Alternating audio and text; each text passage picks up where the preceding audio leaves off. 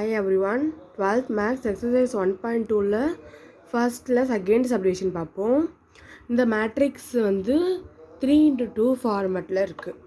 இப்படி இருந்தால் நம்ம மாடுலஸ் ஆஃப் ஏ கண்டுபிடிக்க முடியாது. அப்போ 2x2 மேட்ரிக்ஸை நம்ம ஃபார்ம் படிக்கணும். ஃபஸ்ட்டு இந்த 2x2 மேட்ரிக்ஸ் எடுத்துக்கணும். அது வரல 0 ஆகிடுச்சுன்னா அடுத்த 2x2 மேட்ரிக்ஸ் எடுத்துக்கணும். அதுவும் வரலன்னா நம்ம 1 மேட்ரிக்ஸ் எடுக்கணும், 1x1 எடுக்கணும். முதல்ல இதில் 2x மேட்ரிக்ஸ் பார்ப்போம். மாடுலஸ் ஆஃப் ஏ கண்டுபிடிக்கணும்.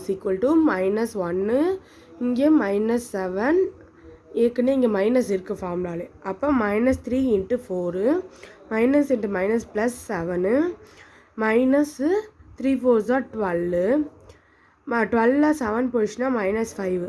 அப்போ இது நாட் ஈக்குவல் டு 0 தான். இந்த ஸ்டேட்மெண்ட்டில் கண்டிப்பாக நீங்கள் எழுதணும். இதுக்கெல்லாம் மார்க் வந்து கொடுப்பாங்க. இது இல்லைன்னா மார்க் கம்மியாகும். அதனால் இந்த ஸ்டேட்மெண்ட்டில் கண்டிப்பாக எழுதுங்க. இட் இஸ் நான் ஜீரோ மேட்ரிக்ஸ். அப்போ ரேங்க்குங்கிறது நம்ம 2x2 மேட்ரிக்ஸில் தான் கண்டுபிடிச்சிருக்கோம். அப்போ ரேங்க் 2 பிகாஸ் 2x2 மேட்ரிக்ஸ், அதனால ரேங்க் 2. அவ்வளோதான் இந்த சம். தேங்க்யூ.